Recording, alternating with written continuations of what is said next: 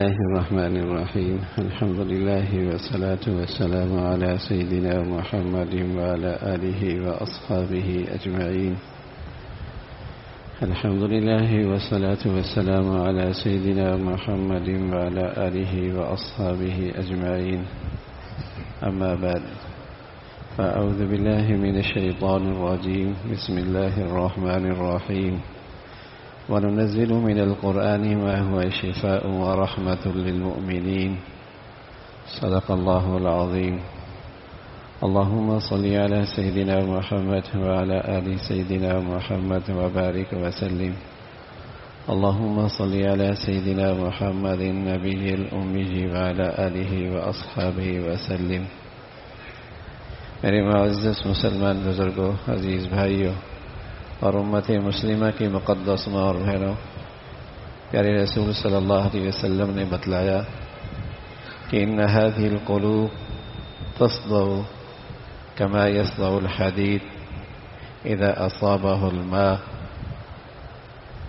ان دلوں پر بھی زنگ آ جایا کرتا ہے، جیسے لوہے سے پانی لگے تو لوہے پہ زنگ آیا کرتا ہے.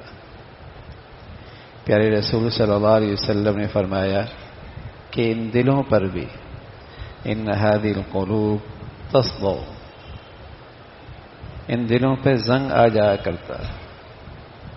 كما يصدع الحديد اذا اصابه الماء، جیسے لوہے کے ساتھ پانی لگنے سے لوہے پہ زنگ آ جاتا ہے. قیل یا رسول اللہ ما جلاؤها، یا رسول اللہ اس کا علاج، اس کا ازالہ کیسے ہوگا؟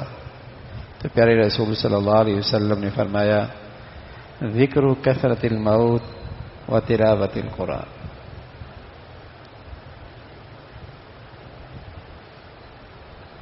اس کا علاج بھی بتا دیا. طبیب اعظم نے، طبیب بھی ماہر ہو اور پھر مریض پر شفقت بھی کرتا ہو اور مریض کے لیے بھلائی کا حریص بھی ہو اور مریض پر مہربان بھی بہت ہو، تو بتائیے اس نسخے کی کتنی اہمیت ہوگی.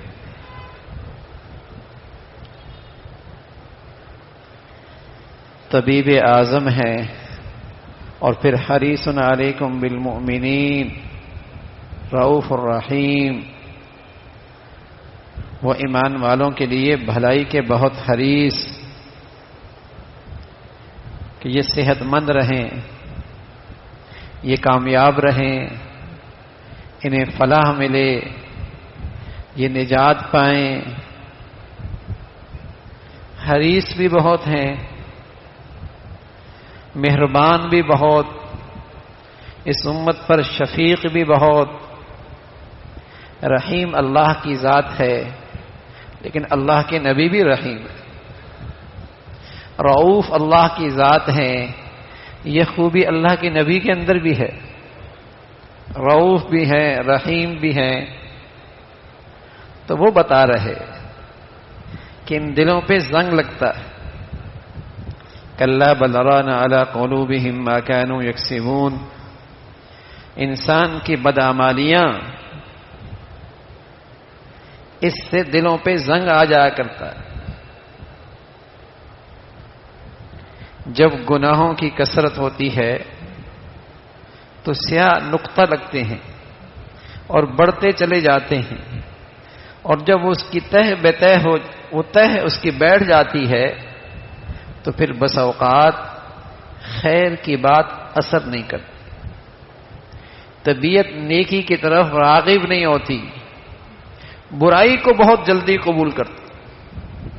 زنگ آلود دل وَلِتَصْغَى إِلَيْهِ أَفْئِدَةُ الَّذِينَ لَا يُؤْمِنُونَ بِالْآخِرَةِ، جن کے دلوں میں کجی آ جاتی ہے، گناہوں کی ظلمت بڑھ جاتی ہے، گناہوں کا زنگ آ جایا کرتا ہے، وہ بہت جلد فتنوں کو قبول کرتے ہیں،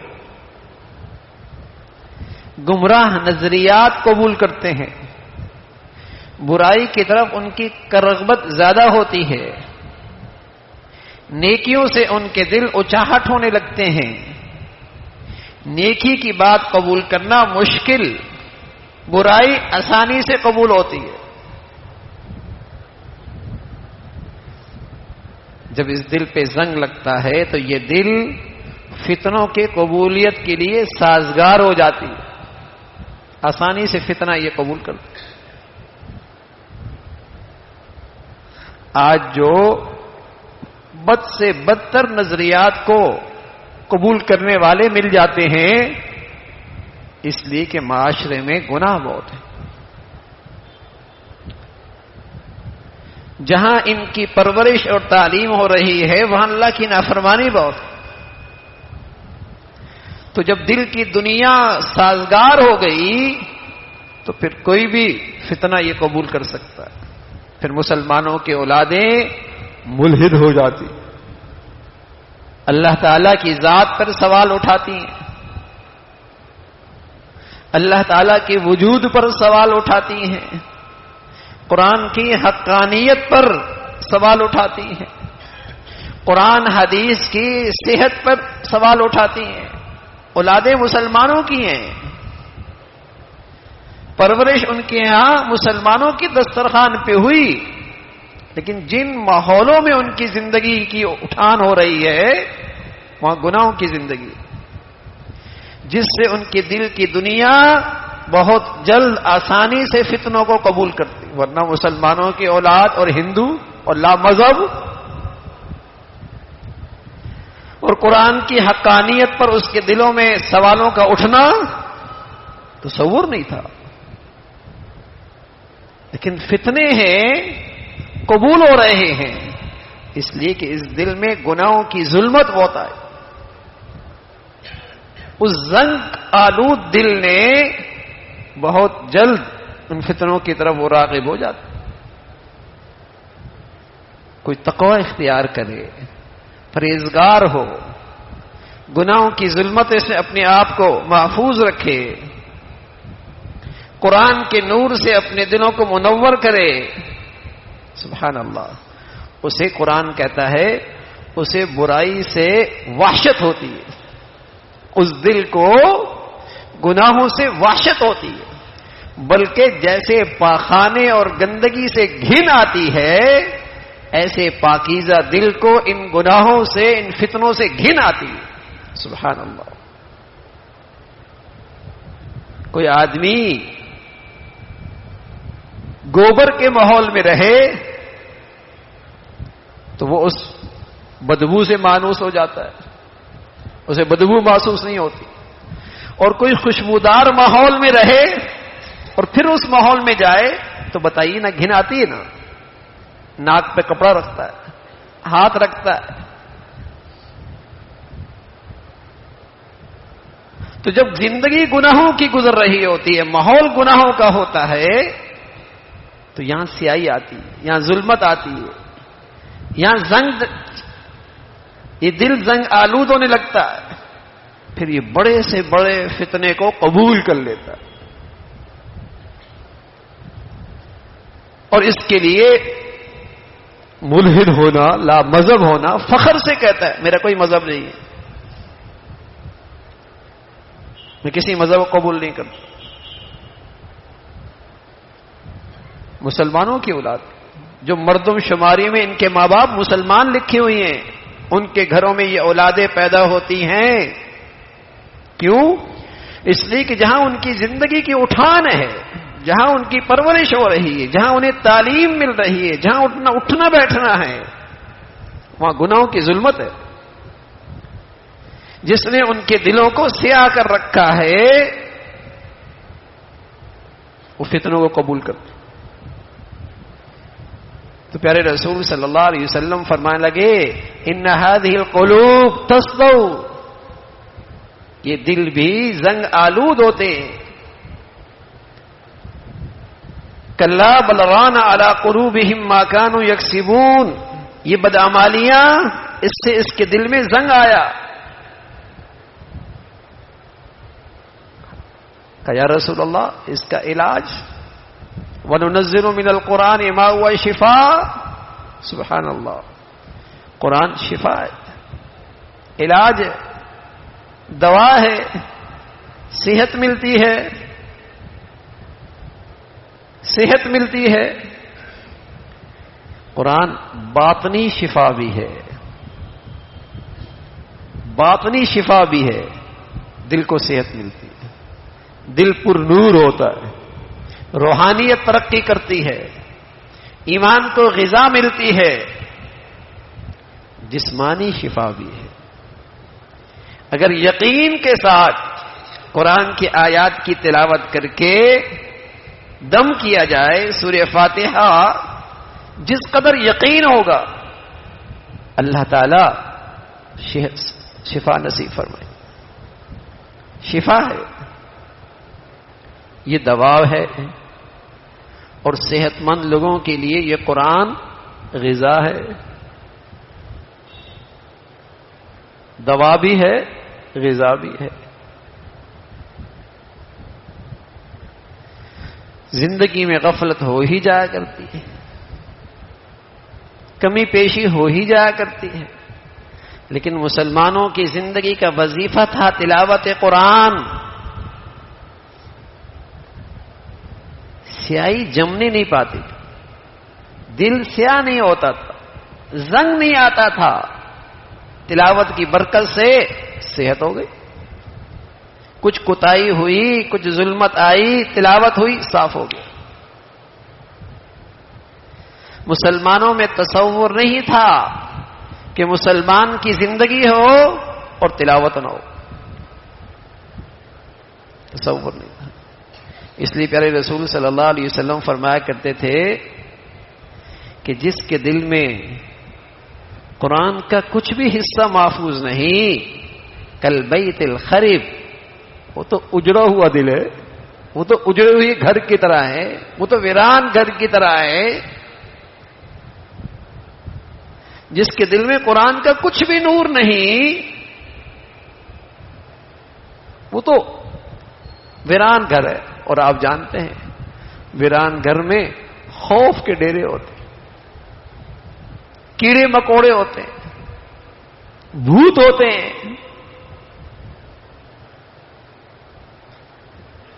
تو جن گھروں میں اور جن زندگیوں میں تلاوت قرآن نہیں ہوتی، وہاں شیاطین کے ڈیرے ہوتے ہیں۔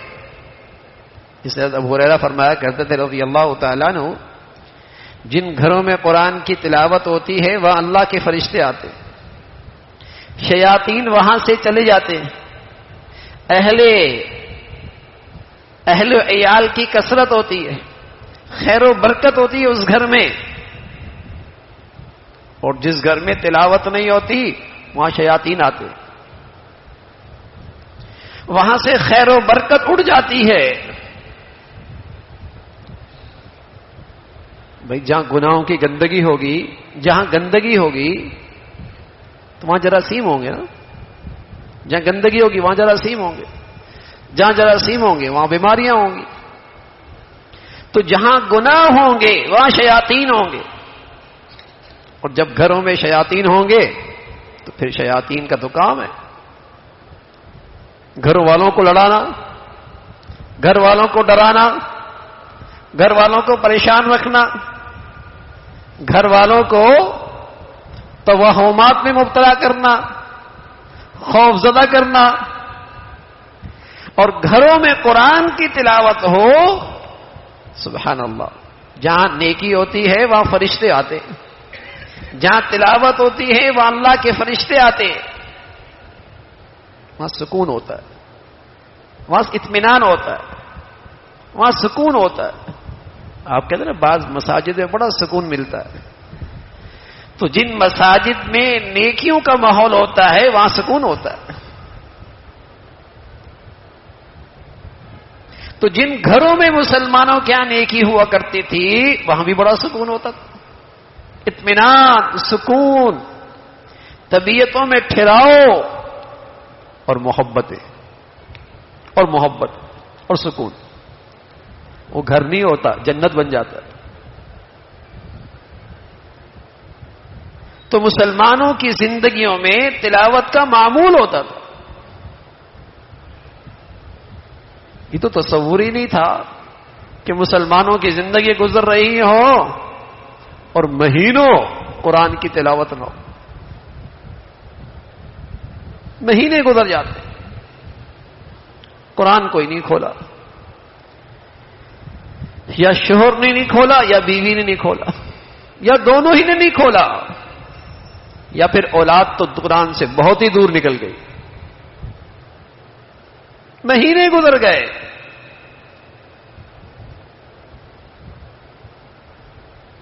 ناشتہ کرتا ہے، اگر نہ کرے تو باپ بھی سمجھاتا ہے بیٹے صحت کا خیال رکھو. کوئی طبیب مل جائے تو کہتے ہیں میاں صحت کے لیے ایکسرسائز بھی ضروری ہے. کسی کو صحت کی اور فکر ہو جائے تو میاں اپنا کوئی کھانے پینے کا اٹھنے بیٹھنے کا نظم بناؤ. کوئی بری بات نہیں، جسمانی صحت کا خیال رکھنا چاہیے، لیکن میرے عزیزو اس جسمانی صحت کا کیا فائدہ جس کا دل ہی مردہ ہو جائے، جس کا دل ہی مردہ ہو جائے. اس جسمانی صحت کا کیا فائدہ؟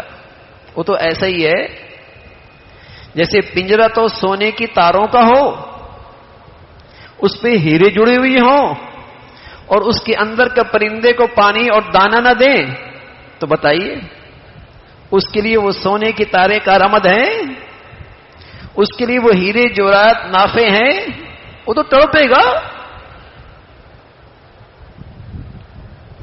اب چاہے آپ اس کو 5 کروڑ کی گاڑی میں رکھ دیں، محل نما گھر میں رکھ دیں، وہ پرندہ تو پھر بھی تڑپے گا.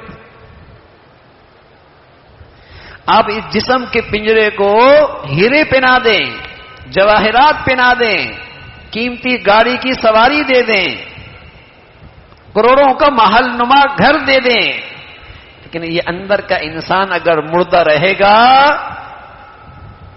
زندگی بے سکون ہی رہے گی. تڑپے گا تڑپے گا، بڑی سواری میں بھی تڑپے گا، بڑے محل میں بھی تڑپے گا، جھونپڑی میں بھی تڑپے گا.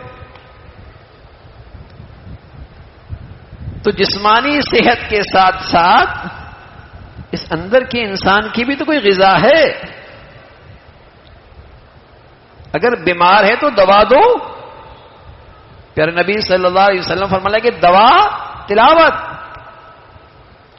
اپنا دنیا سے جانا، اس کا خیال رکھنا، اس کا دھیان رکھنا، اس کا استحضار رکھنا، اس کے تذکرے کرنا، یہ تمہیں اندر سے صحت مند بنائے گا. اس سے تم صحت مند رہو گے، ورنہ تو اندر مردہ پڑا ہوا. آپ اس جسم کے پنجرے کو بہت کھلا رہے ہیں، بہت پہنا رہے ہیں، لیکن زندگی تڑپ رہی ہے اندر سے، بے چینی سے، بے سکونی سے، نفرتوں سے. بہم آپس میں ایک دوسرے سے جھگڑوں سے تڑپ رہی ہے زندگی. تو مسلمانوں کی زندگیوں میں تلاوت کا اہتمام ہوتا تھا. کرنے والے تو بہت ہی تلاوت کا اہتمام کرتے تھے. 1 منزل، 2 منزل، 3 منزلیں، 7 منزلیں ہیں قرآن میں. ہر ہفتے میں قرآن ختم ہو جایا کرتا. ہر ہفتے میں قرآن ختم ہو جائے گا. اور جو اس امت کے خواص تھے وہ تو 3 دنوں میں ختم کرتے تھے، اور 3 ختم کرتے تھے. ایک تلاوت میں، ایک نماز میں، ایک تہجد میں. 3 قرآن چل رہے ہوتے. عام مسلمان بھی کثرت سے تلاوت کیا کرتا. تو میرے عزیزو اتنا نہ صحیح، آغاز تو کر لینا چاہیے. ہم 1 پاؤ ہی پڑھ لیں. اب تھوڑی تھوڑی دبا لینا شروع کریں، آہستہ آہستہ اس کو بڑھاتے رہیں. آدھا سپارہ ہو جائے، 1 سپارہ ہو جائے، مہینے میں قرآن ختم ہو جائے.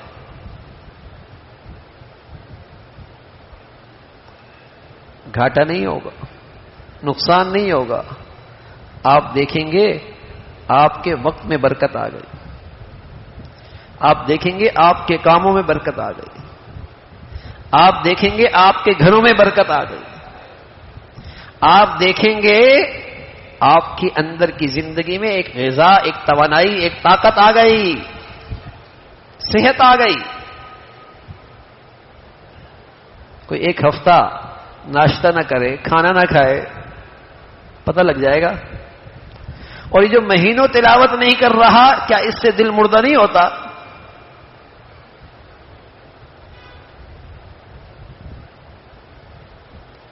کہ اندر کا انسان اس سے بیمار نہیں ہوتا؟ اس میں کمزوری نہیں آتی؟ تلاوت کا اہتمام، تلاوت کا اہتمام ہو. جن گھروں میں قرآن کی تلاوت کی کثرت ہوتی ہے اور ساتھ ساتھ ان گھروں میں گناہوں سے پرہیز ہوتی ہے، تو ان گھروں میں اللہ کے فرشتوں کے ڈیرے ہوتے. ہاں، تلاوت کے ساتھ اگر گناہوں کی ظلمت اس گھر میں بڑھ گئی تو پھر اس کا اثر زیادہ ہوگا. ہمارے گھروں میں عام طور پہ کچھ نیکی ہو جاتی ہے لیکن گناہ بھی ہو جاتے ہیں، اور بس اوقات گناہ زیادہ ہو جاتے ہیں. تو اپنی آنکھوں کو بچانا، اپنی زبان کو برائی سے بچانا اور لباس پوشاک کا خیال رکھنا تاکہ میرے گھر میں شیاطین کی غذا نہ ہو، شیاطین کی غذا نہ ہو. تلاوت کا اہتمام، کثرت سے قرآن کی تلاوت. تو اگر گھر کا ہر فرد اس کا اہتمام کرنے لگے گا تو یہ گھر آسمان والوں کے لیے ایسے چمکتے ہیں جیسے زمین والوں کے لیے آسمان کے ستارے. ایسے گھرانے آسمان والوں کے لیے ایسے چمکتے ہیں جیسے زمین والوں کے لیے آسمان کے ستارے چمکتے. قرآن کا نور ان گھروں. ایک صحابی رضی اللہ تعالیٰ تہجد میں تلاوت کر رہے، تنہائی، سکون کا ماحول، تلاوت کرتے کرتے مزہ آ رہا ہے. آواز بلند ہو گئی، نفل پڑھ رہے تھے تو قریب میں بچہ لیٹا ہوا تھا، سواری بھی بندھی ہوئی تھی. جب آواز بلند ہوئی تو سواری بدکنے لگی، آواز پست کر لی، سواری پرسکون ہو گئی. پھر آواز بلند ہو گئی، پھر سواری بدکنے لگی، پھر آواز پست کری. اسی طرح اپنی نماز مکمل کی. مکمل کرنے کے بعد آسمان کی طرف دیکھتے ہیں تو آسمان پر ایک چھپری نما چیز، اس میں کمکمے لگے ہوئے، ایسا لگ رہا ہے کمکمے ہیں، وہ آہستہ آہستہ آسمان کی طرف جا رہے. صبح پیارے رسول صلی اللہ علیہ وسلم کی خدمت میں حاضر ہوئے، فجر کی نماز میں اپنی بیتی سنائی. جو پیش آیا اس کا تذکرہ کیا کہ یا رسول اللہ، میں نماز پڑھ رہا تھا، آواز بلند ہوتی تھی، میری سواری بدکنے لگتی تھی، میں آہستہ پڑھتا تھا، وہ پرسکون ہو جاتی تھی. اس کیفیت میں نے نماز مکمل کی، آسمان پہ یہ منظر دیکھا. پیارے رسول صلی اللہ علیہ وسلم فرمانے لگے، کیا یہ اچھا ہوتا تم صبح تک یوں ہی تلاوت کرتے رہتے، مدینہ والے سر کی آنکھوں سے دیکھتے. ایمان کی آنکھوں سے تو مسلمانوں کا ایمان ہے، اللہ کے نبی نے کہہ دیا بس کافی ہے، صحابی نے بتا دیا بس کافی ہے کہ فرشتے آتے ہیں.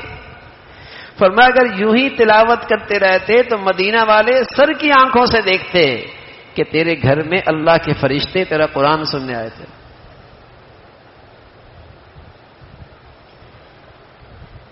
برکتیں ہوتی تھی گھروں میں، بڑی برکتیں ہوتی تھی. ہر آدمی تلاوت کیا کرتا تھا. بھائی مسلمان مرد ہو یا عورت، جوان یا بوڑھا، اس سے ان کی زندگیاں فتنوں سے محفوظ ہو جاتی. آج تو بڑے فتنے، اتنے فتنے ہیں، سوچ اور فکر میں اتنا فساد ہے، سوچ اور فکر میں اتنا فساد ہے کہ تمیز ہی ختم ہو گئی. صحیح کیا، غلط کیا، اچھا کیا، برا کیا. نیک کون بد کون، حق پہ کون باطل پہ کون، ختم ہو گیا. وہ بصیرت ہی نہیں رہی، وہ نور ہی نہ رہا، بلکہ جتنی برائی سامنے آتی ہے وہ جلدی قبول ہوتی ہے.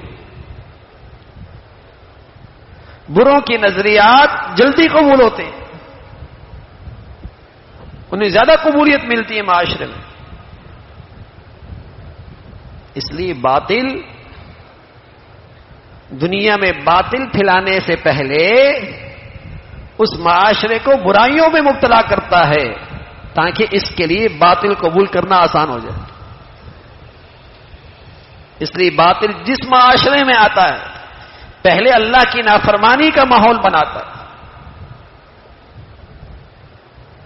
چاہے وہ تعلیمی ادارے ہوں، چاہے وہ معاشرہ اور سوسائٹی کی زندگی ہو، گناہوں کو فروغ دیتا ہے تاکہ باطل جب برے باطل نظریات لے کے آئے وہ آسانی سے قبول ہو جائے.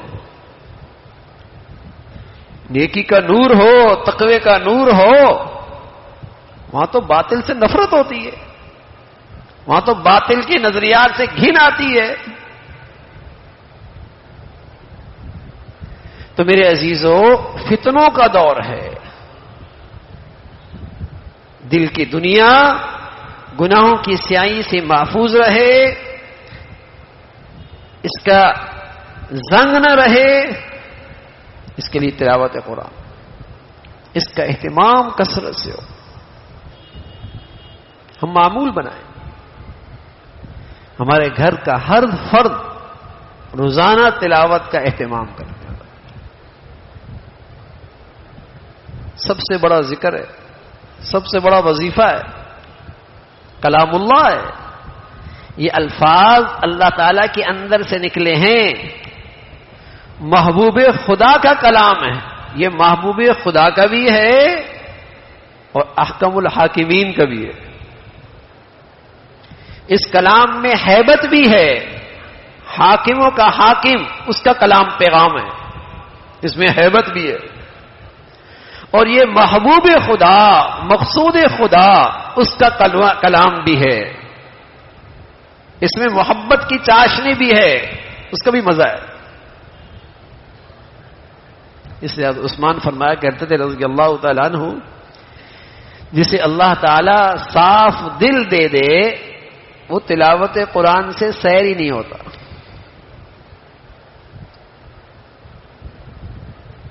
وہ سیر ہی نہیں ہوتا. گویا کہ تلاوت قرآن ایک لحاظ سے تھرمامیٹر بھی ہے. اگر تلاوت کرنے کا جی نہیں چاہ رہا تو سمجھو دل خراب ہے. بطور دوا کے استعمال کرو، اور ایک وقت آئے گا جب دل میں صحت آ جائے گی، پھر تلاوت کی چاہت ہوگی، تو پھر تلاوت یہ آپ کے لیے غذا بن جائے گی. معدہ خراب ہو، بھوک نہیں لگتی. روح خراب ہو، تلاوت کی بھوک نہیں لگتی.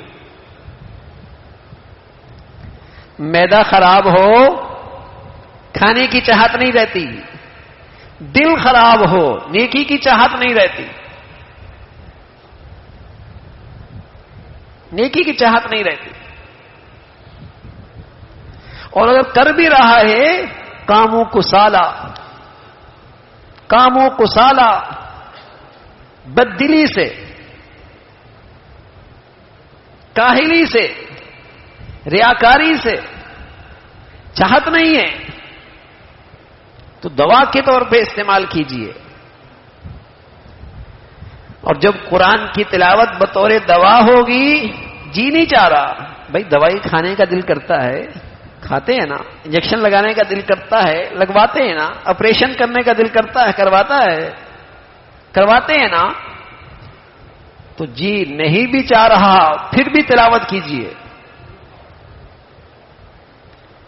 اور جب یہ صحت مند ہو جائے گا پھر تلاوت آپ کی غذا بن جائے گی، پھر مزہ آئے گا، پھر لطف لیں گے آپ.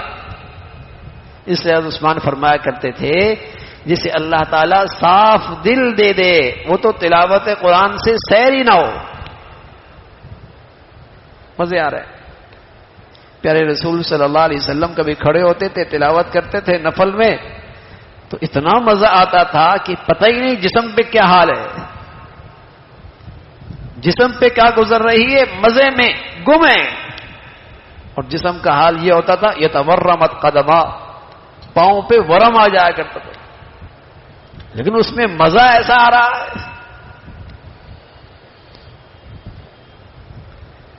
تو صاف دل کے لیے تلاوت قرآن غذا بن جاتی ہے، غذا بن جاتی ہے.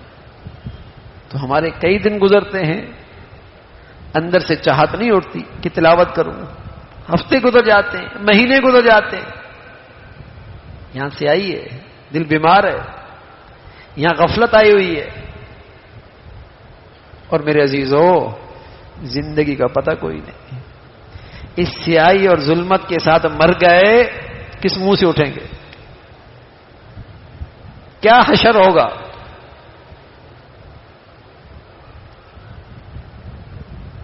تو اپنی زندگیوں میں ہم تلاوت قرآن کو اپنا وظیفہ بنائیں. سب سے بڑھیا وقت فجر سے پہلے، نہیں اٹھنا ہو رہا فجر کے بعد تلاوت. دن کا آغاز اللہ کے کلام سے، پھر دیکھیے کیا تازگی ملتی ہے. اور اگر کسی وجہ سے نہ کر پائے تو رات سونے سے پہلے پہلے اپنی تلاوت کا وظیفہ پورا کر لیں. پاؤں سے شروع کریں، آدھا پارا کریں، اللہ کرے پھر 1 سپارہ ہو جائے. کتنی دیر لگتی؟ مشکل سے آدھا گھنٹہ ناظرہ پڑھنے والے کے لیے. بے شک اسے 2 حصوں میں تقسیم کر دیں، آدھا فجر، آدھا رات کو سونے سے پہلے. لیکن آپ اپنے اندر ایک زندگی محسوس کریں گے، آپ اپنے اندر ایک تازگی محسوس کریں گے. سچے نبی نے سچ فرمایا ہے، یہ دل بھی زنگ آلود ہو جاتے ہیں، یہ دل بھی زنگ آلود ہو جاتے ہیں. نیکی کی رغبت نہیں رہتی، تلاوت کا ذوق نہیں رہتا، چاہت باقی نہیں رہتی، زنگ آلود ہے. علاج کیجیے تو تلاوت کا اہتمام ہو، تلاوت کا اہتمام. اور اس تلاوت کے ساتھ ساتھ اب تو بزرگان دین کی، علماء، حضرات علماء کی تفاسیر بھی آ گئی، آسان آ گئی، ترجمے بھی آسان آ گئے. تھوڑا تھوڑا قرآن کے پیغام سے بھی مناسبت ہو، ترجمہ دیکھ لیا، تھوڑی سی تفسیر دیکھ لی، لیکن تلاوت کا وہ معمول میں کمی نہ آئے. اور کچھ بات سمجھ میں نہ آئے تو اہل علم سے پوچھ لیں. لیکن بعض نادان، جیسے ہر چیز کے بارے میں فتنے ہیں، تلاوت کے متعلق بھی فتنے آئے ہیں. جی الفاظ پڑھنے کا کیا فائدہ، الفاظ کو رٹنے کا کیا فائدہ، بغیر سمجھے پڑھنے کا کوئی فائدہ بھی ہے؟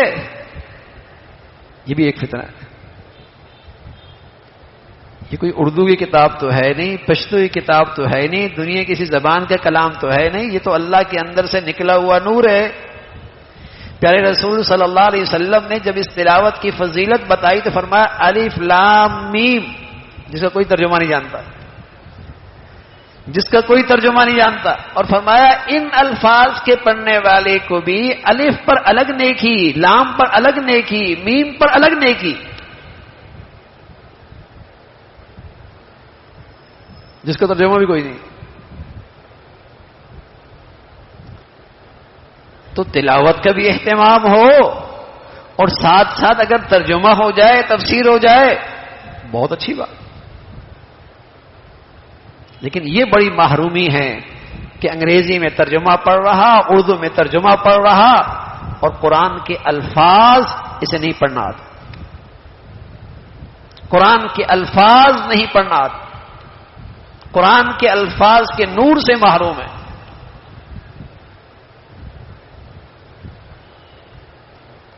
تلاوت کا بھی اہتمام.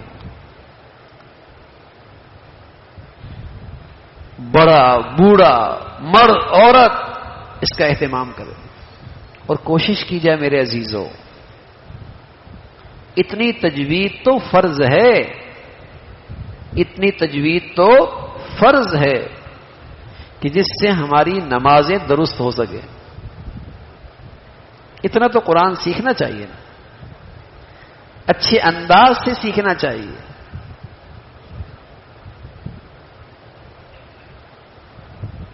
تو قرآن کو سیکھنا بھی چاہیے، اس کے الفاظ بھی صحیح کرنے چاہیے، اور اس کو ادب اور احترام کے ساتھ اس کی تلاوت بھی کرنی چاہیے. پیارے رسول صلی اللہ علیہ وسلم فرمایا کرتے تھے یہ قرآن ہی تو ہے جس سے اللہ تعالیٰ بہت سے لوگوں کو عزت نصیب فرماتے ہیں، بلندیاں اور کامیابیاں نصیب فرماتے ہیں. اور یہ قرآن ہی تو ہے جس سے بہت سارے لوگوں کو اللہ تعالیٰ پست کرتا ہے، رسوا کرتا ہے. کیوں؟ وہ قرآن کا حق ادا نہیں کرتے،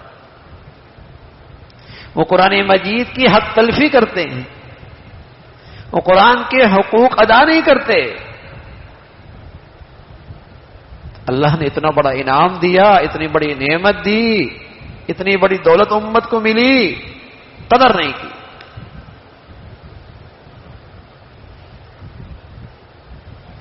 تو میرے عزیزو، ہماری زندگیوں کا معمول بنے کہ ہمارے گھروں میں بھی اور ہمارے مرد عورت بھی تلاوت کا اہتمام کرنے والے، اور بڑھیا تلاوت، بڑھیا تلاوت، اچھی تجوید کا اہتمام ہو.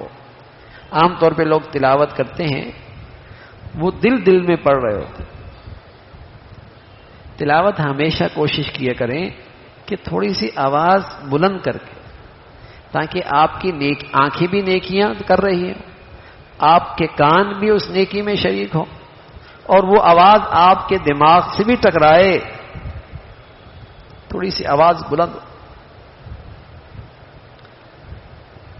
اگر آپ حفظ نہیں کر رہے اور تلاوت کر رہے ہیں تو پھر تھوڑا مزہ لے کے پڑھیں، اور اس خیال سے پڑھیں کہ میں تلاوت کر رہا ہوں اور اللہ کریم اس تلاوت کو سن رہے.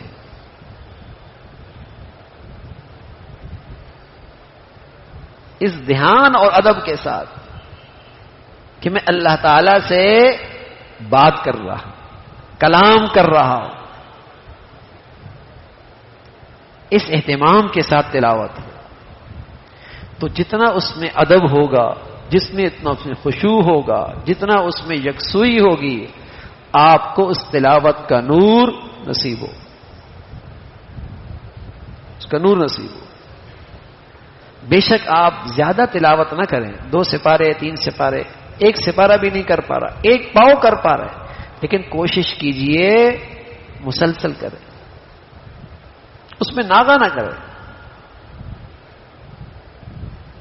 ناغہ کی اپنی نحوست ہے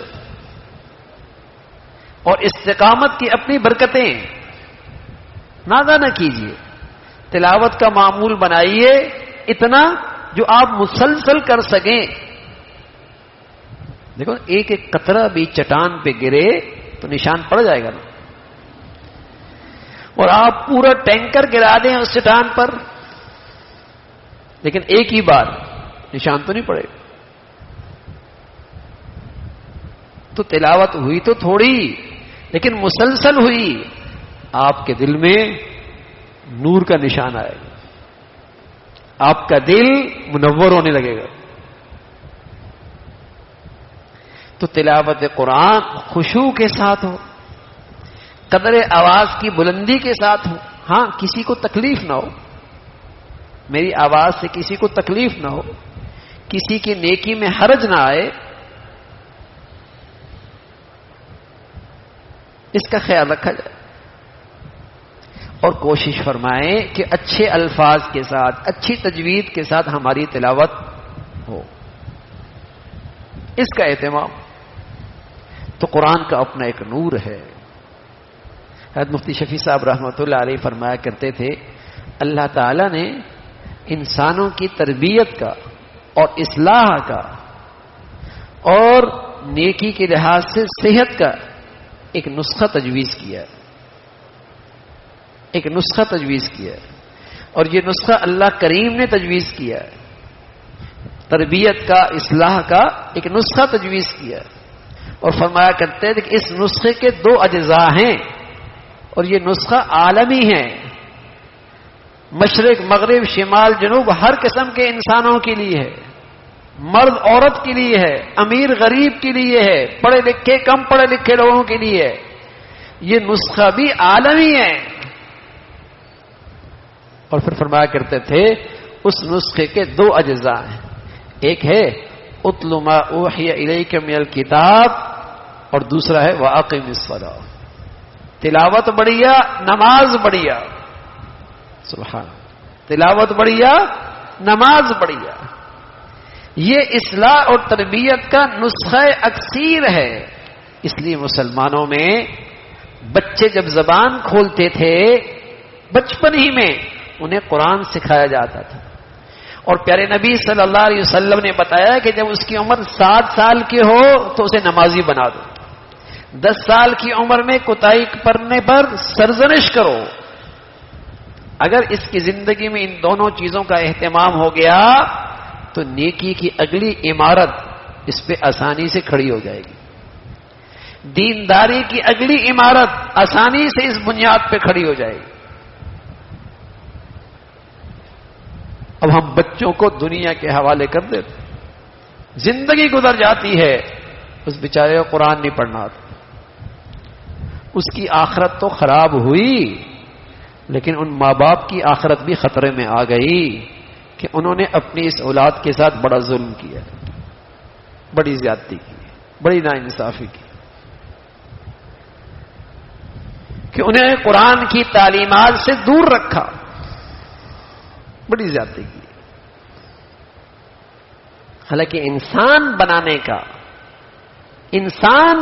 کا اچھا انسان بنانے کا، اصلاح اور تربیت کا یہ نسخہ اللہ تعالی نے تجویز کیا، نماز تلاوت، نماز تلاوت۔ اگر یہ ہماری اولادیں روزانہ تلاوت کرنے والی ہوں، اب ماں باپ پریشان ہوتے ہیں، بچے کا غصہ کنٹرول بھی نہیں آتا، بہت جلدی ہائپر ہو جاتا ہے، سنتا ہی نہیں ہے، تو بھائی ہم نے کہاں سنی ان کی تربیت میں اللہ کی؟ ہم نے بھی تو ان کی تربیت میں اللہ تعالیٰ کی نہیں سنی بھائی، تو آج وہ کیوں سنے؟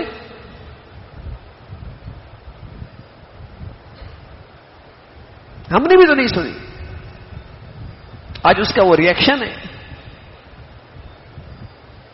جب ہم نے اس ذات کی نہیں مانی تو آج وہ ہماری نہیں مان رہی۔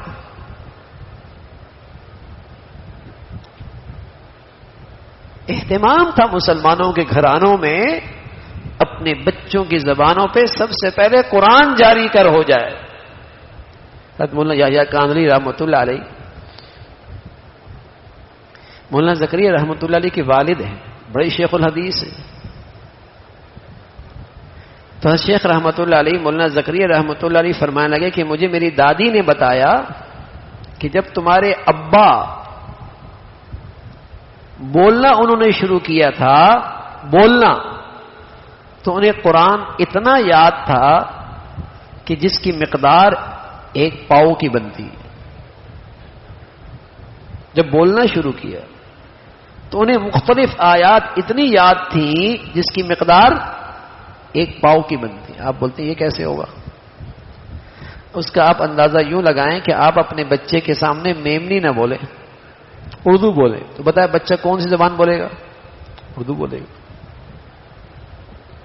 آپ اپنے بچے کو صرف عربی سنائیں، اگرچہ آپ پشتو، تو بچہ جب زبان کھولے گا تو عربی بولے گا۔ آپ کوئی بھی زبان بولتے ہوں لیکن اپنے بچے کو صرف اردو سمجھائیں، سنائیں، اس کے سامنے اردو بولیں، بچہ اردو بولے گا۔ تو مائیں اپنے بچوں کو صرف قرآن سنایا کرتی تھی، چھاتی سے لگاتی تھی، قرآن پڑھتی تھی، گود میں رکھتی تھی، قرآن سناتی تھی، رات کو سلاتی تھی، قرآن سناتی تھی۔ جب اس کے دل کی تختی پہ قرآن نقش ہو گیا تو جب زبان جاری ہوئی تو اسے قرآن کی کئی ساری آیتیں تلاوت. ایسا بھی مسلمانوں کے گھرانے تھے, ایسے بھی گھرانے ہوتے تھے. اب دیکھتے نہیں, بچہ جیسے ہی کھڑا ہوتا ہے اور جیسے ہی بولنا شروع کرتا ہے تو کچھ گنگنانے لگتا ہے, اور اس کی ٹانگیں ناچنے کی طرح حرکت کرتی ہیں. کیوں؟ اس لیے کہ وہ دیکھ ہی وہی رہا ہے, اس کے کانوں میں آواز ہی وہی پڑ رہی ہے, وہ سن ہی وہی رہا ہے. اماں کے پیٹ میں تھا تب بھی وہ یہی سن رہا تھا, باہر آیا تب بھی وہ یہی دیکھ رہا ہے. تو یہی چیزیں تو اس کے دل و دماغ میں نقش ہوئیں, اب اس کی شخصیت کسی پہ کھڑی ہو رہی ہے. ایسا مسلمانوں کے گھروں میں تلاوت ہوتی تھی کہ بچے بولتے تو قرآن کی آیتیں انہیں یاد ہوتی. اب تو زندگی گزر جاتی ہے, قرآن زبان پہ چڑھتا ہی نہیں ہے.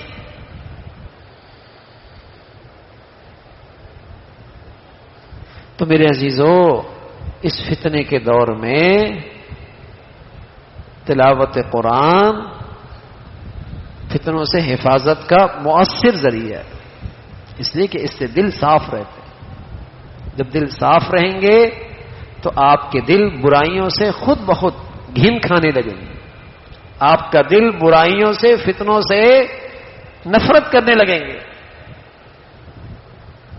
جو بھی فتنوں کا شکار ہوگا آپ دیکھیں گے اس کی زندگی میں تلاوت نہیں ہوگی. بر صغیر میں ایک تاریخ لکھی ہے. ایک زمانے میں اس بر صغیر میں جب ہندوستان پاکستان ایک تھا تو ہندو کا فتنہ کھڑا ہوا, سامراج, بڑا فتنہ, مسلمانوں کی ایک بڑی تعداد ہندو ہونے لگی. تو لکھا کہ جن گھروں میں مسلمانوں کے یہاں تلاوت ہوتی تھی, آریہ سماج کا فتنہ تھا, بستیوں کے بستیاں ہندو ہو گئی. جن مسلمانوں کے گھروں میں قرآن کی تلاوت ہوتی تھی وہ اس فتنے سے محفوظ رہے. ان کے گھروں میں فتنے نہیں آتے. اور آج بھی فتنے بارش کی قطروں کی طرح, بارش کی قطروں کی طرح, کیونکہ آج فتنے بیل گاڑیوں پہ نہیں آ رہے, گاڑیوں پہ اور ریل گاڑیوں پہ نہیں آ رہے, بلکہ جہاز اور راکٹ پہ بھی نہیں آ رہے. آج کے فتنے بجلی کی سواری پہ سوار ہو کے آ رہے, روشنی پہ سفر کر کے آ رہے. اتنے تیز رفتاری کے ساتھ فتنے ہیں اور ہر گھر میں ان کا وجود ہے. ہم تو بہت آسانی سے اپنے بچوں کو بس اوقات ان چیزوں کے حوالے کر دیتے ہیں, لیکن وہ ایک زندگی سیکھ رہے ہوتے ہیں, وہ نظریات لے رہے ہوتے ہیں, ان کی ایک فکر بن رہی ہوتی ہے. اور ہوش تب آتا ہے جب وہ اسلامی زندگی کے مقابلے پہ کھڑے ہوتے ہیں, جب وہ اسلامی عقائد کے مقابلے پہ کھڑے ہو جاتے ہیں, جب وہ اسلام کے شاعر کے مقابلے پہ کھڑے ہوتے ہیں. یہ کہاں سے سیکھا؟ ارے میاں جس چیزوں کے حوالے کیا تھا انہی سے سیکھا. تو میرے عزیزو, ان گھروں کو اور زندگیوں کو تلاوت کے نور سے آراستہ کیجئے تاکہ فتنوں سے حفاظت ہو, تاکہ فتنوں سے حفاظت معمول بنا لے. کچھ بھی ہو جائے تلاوت میں ناغا نہیں ہو, تلاوت میں ناغا نہیں. اور آہستہ آہستہ تلاوت کی مقدار بڑھائیں, تلاوت کا معیار بڑھائیں, اس کا معیار بھی بڑھائیں, مقدار بھی بڑھائیں. پھر ہم دیکھیں گے اس کی برکتیں اپنی زندگیوں میں بھی, اپنے گھروں کے اندر بھی. مدینہ منورہ میں کچے سے گھر ہوا کرتے تھے, ٹاٹ کے پردے ہوا کرتے تھے, کھجور کے تنوں سے بنے چھت ہوا کرتے تھے. لیکن کیا تھا ان کچے گھروں میں, ٹوٹے پھوٹے سامان میں قرآن کی زندگی تھی. وہ گھر کیا تھے؟ جنت ہوتی تھی. ہر ایک کے لیے دلوں میں خلوص, محبت, شفقت.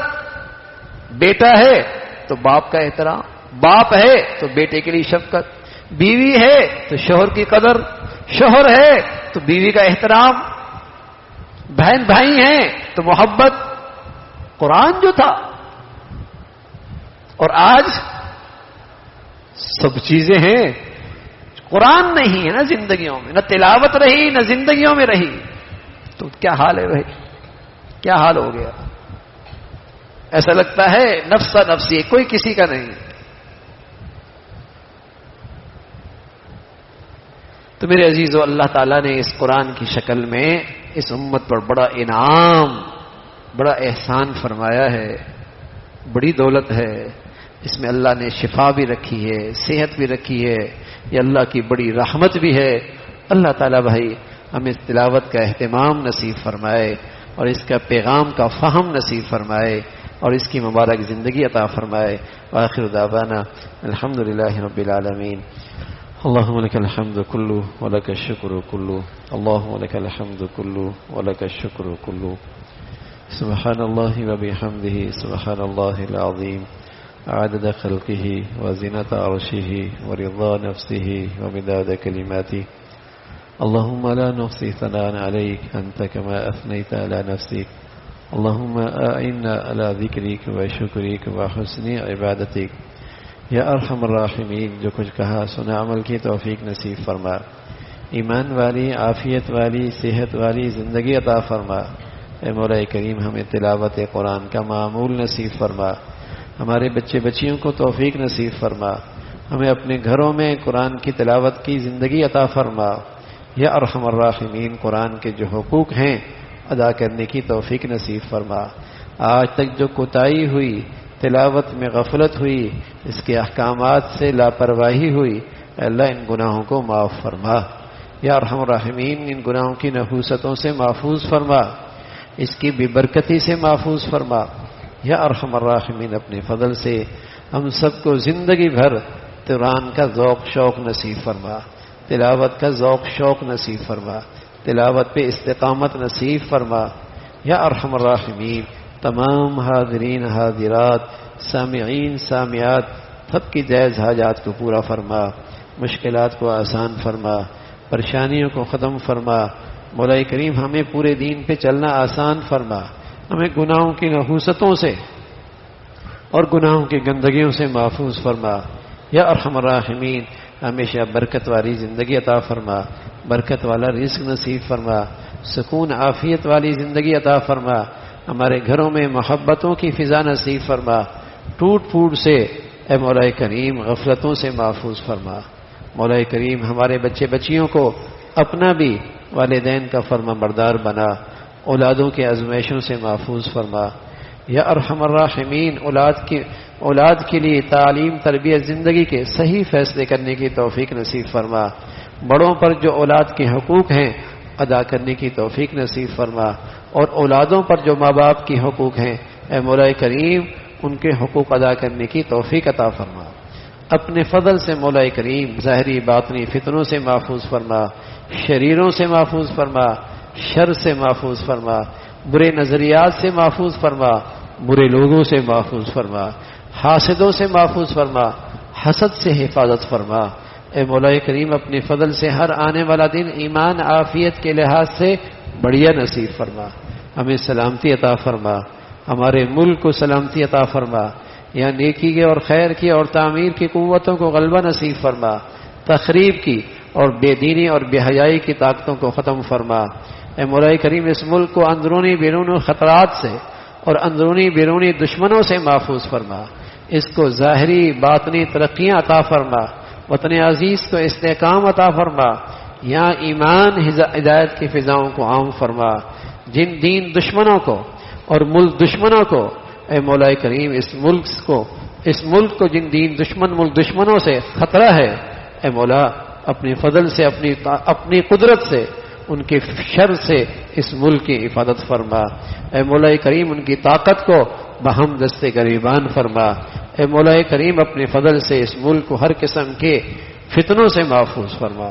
یا ارحم الراحمین پوری امت اسلامیہ پہ رحم فرما، دنیا بھر کے مظلوم مسلمانوں کی مدد اور نصرت فرما، غزہ اور فلسطین کے مسلمانوں کے لیے آسانیاں پیدا فرما، ان کے قربانیاں شہادتوں کے بدولت امت میں دینی بیداری پیدا فرما، ان کا صبر، ان کا استقامت، اے مولا کریم ان کا آپ کی ذات پہ توکل اور بھروسہ اور دین پر سچی وابستگی، یہ خوبیاں، یہ ایمانی صفات تمام اہل ایمان کو عطا فرما۔